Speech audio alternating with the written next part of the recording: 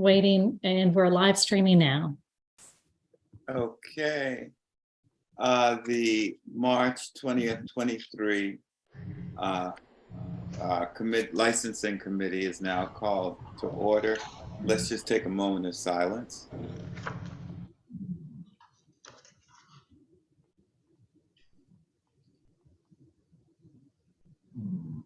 Amen. Amen.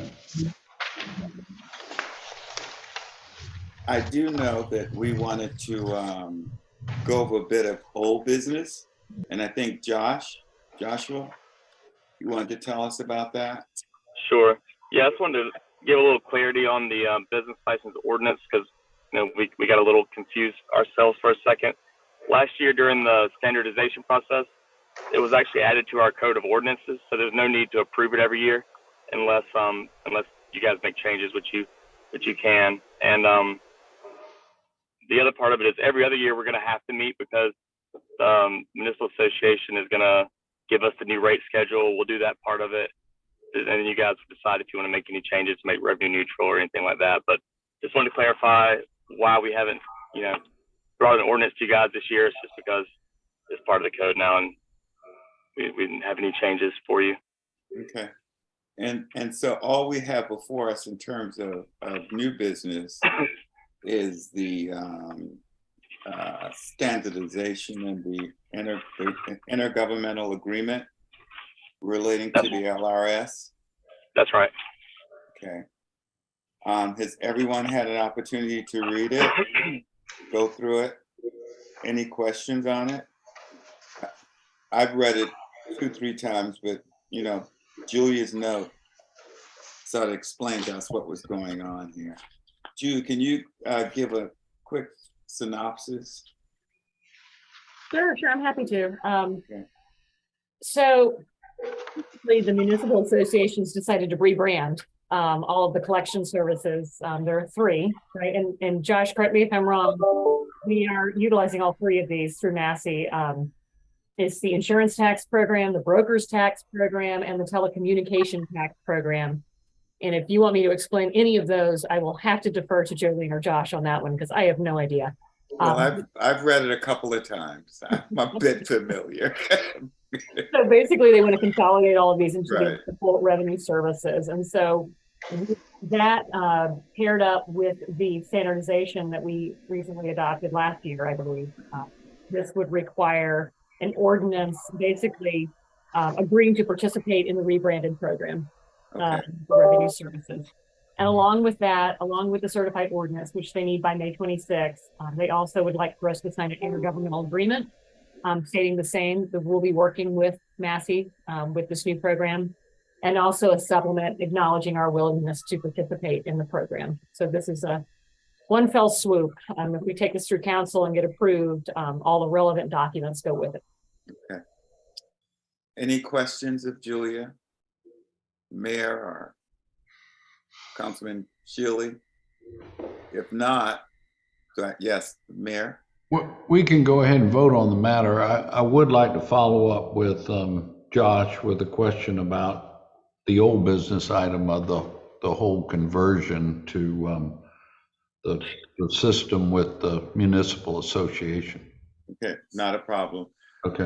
Do I hear a second? Did I hear a motion, first of all? So moved. Second. Moved and properly second. Any further discussion? If not, all in favor say aye. Aye. Aye. The ayes have it. Mayor? So Josh, I kind of know the answer because it seemed to go well, and your reports have been that the conversion went well. But I guess just since this committee doesn't meet very often, for the record and to put it in the minutes, I'd like to ask for your, comments on how the conversion to this new statewide system went and the impact, if any, that it might have had to our revenue stream from business licenses. Sure. Believe it or not, we were pretty much revenue neutral from the rate changes. I don't anticipate that being the case every year. So this year we didn't have a lot of movement up. Most were, so no one really had much to complain about. And that's not to say that next year when they give us the new rates that everyone doesn't go up and we have a whole can of worms to deal with there. But yeah, it didn't affect our revenue negatively at all when we increased, and hopefully continue to do that this year. But yeah, it went pretty smooth. There wasn't a lot to complain about. So Good. So here's one follow-up question. You know, at least anecdotally, it seems like a number of folks have moved here over the last few years, and some of whom moved here because they determined they could do business from anywhere. You know, they didn't have to go to their on-premise business location. Did that equate? Do we think that equated to any rise in the number of home-based businesses and business licenses being generated in the city by folks moving here and being able to operate out of their homes and online and all like that? yeah, I mean, we definitely have had a lot more home-based businesses. I don't have those numbers for you.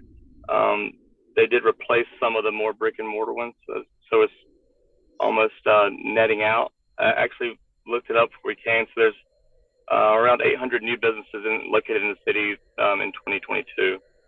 A big chunk of those are short-term rentals, but yeah, which are considered home-based businesses, so they're kind of lumped in with that. Josh, as a follow-up, how many businesses are operating here but are not based here? Let's see. Because it's still applicable to them, if I read this correctly. Okay. It's roughly 3,000, a little less than 3,000. Okay. Most of those are going to be contractors. Yeah. Okay. Good to know. Mm-hmm. Do you have a breakdown, Josh, of like different parts of the city, how many new businesses we've seen here, there, and yonder? If you don't mind sharing that with us, Sure. not here today, but maybe with a follow-up email or something, that'd be nice. Yeah, I actually prepared it so I can give it to you as soon as we're done. Yep, great. Thank you. Any more questions or discussions? If not, do I hear a motion for adjournment? So moved. Second. Moved and properly seconded. You guys enjoy your evening. Bye-bye. Thanks. Thank you, Mr. Chairman.